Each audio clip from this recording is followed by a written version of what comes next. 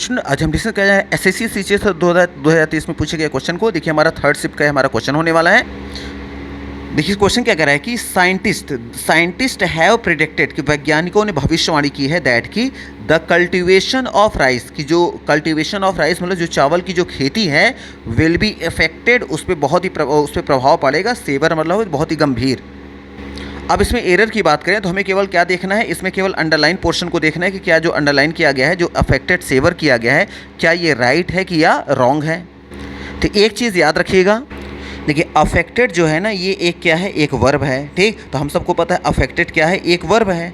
और हमें पता है वर्ब का रिलेशन किससे होता है, वर्ब की विशेषता कौन बताता है, एडवर्ब, और नाउन की विशेषता कौन बताता है, एडजेक्टिव। तो यहाँ देखिए जो सेवर वर्ड है ना जो आया है अफेक्टेड के बाद, एक्चुअल में ये एक एडजेक्टिव है। और हमें पता है कि वर्ब से जो रिलेट करके चलता है, वर्ब का रिलेशन एडजेक्टिव से नहीं बल्कि वर्ब का रिलेशन किससे होता है, एडवर्ब से होता है। और एडवर्ब जो होता है वो होता है सेवरली। ठीक, इसका मतलब अफेक्टेड के बाद सेवर नहीं आएगा, सेवरली आएगा। क्यों, अफेक्टेड एक वर्ब है और वर्ब का रिलेशन किससे होता है, वो होता है एडवर्ब से। एडजेक्टिव का रिलेशन होता है नाउन से और एडवर्ब का रिलेशन होता है वर्ब से। चूंकि ये वर्ब से रिलेट करके चल रहा है, अफेक्टेड क्या है, एक वर्ब है और वर्ब के बाद क्या यहाँ पे क्या आया है, एडजेक्टिव। और हमें पता है एडजेक्टिव नहीं चाहिए बल्कि हमें क्या चाहिए, एक एडवर्ब चाहिए। और एडवर्ब जो होता है सेवर से बना होता है, सेवरली। एडजेक्टिव में जब हम एल वाई लगा देते हैं तो एडवर्ब बन जाता है। अब देखेंगे ऑप्शन में तो पहले तो नो इंप्रूवमेंट वाला ऑप्शन तो ऐसे रिजेक्ट हो जाएगा।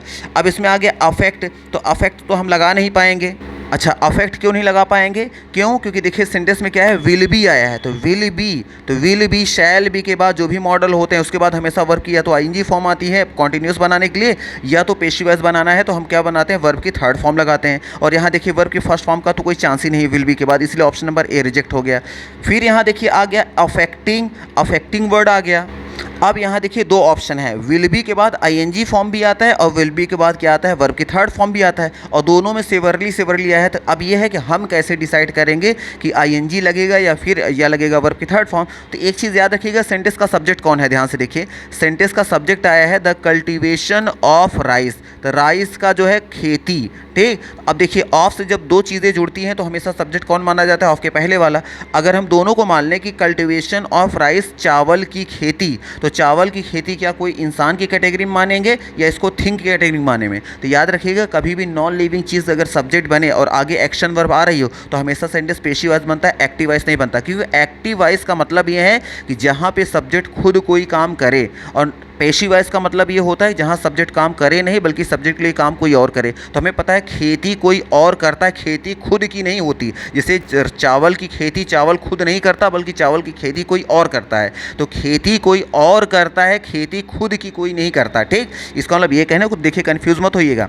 खेती जो होता है चावल की खेती एक नॉन लिविंग सब्जेक्ट में आएगा। इसका मतलब ये जो आया है कल्टीवेशन, ध्यान से समझिए, हो सकता है आप थोड़ा सा कंफ्यूज हो रहे हो तो यहाँ थोड़ा सा इरेज कर दे रहे हैं। देखिए ये आया है द कल्टीवेशन ऑफ राइस, ये जो आया है ना ये सब्जेक्ट हमारा क्या है, लिविंग है कि नॉन लिविंग, ये है नॉन लिविंग। और नॉन लिविंग जब सब्जेक्ट होता है ना तो हमेशा सेंटेंस पेशी वाइज में बनता है, एक्टिव वाइज नहीं बनता। और पेशी वाइज में वर्ब की थर्ड फॉर्म लगती है, इसलिए आईएनजी फॉर्म यहाँ रिजेक्ट करेंगे और ऑप्शन नंबर जो डी होगा यही हमारा क्या हो जाएगा, राइट आंसर हो जाएगा। तो कहीं ना कहीं आपको कुछ ना कुछ आइडिया लग गया होगा।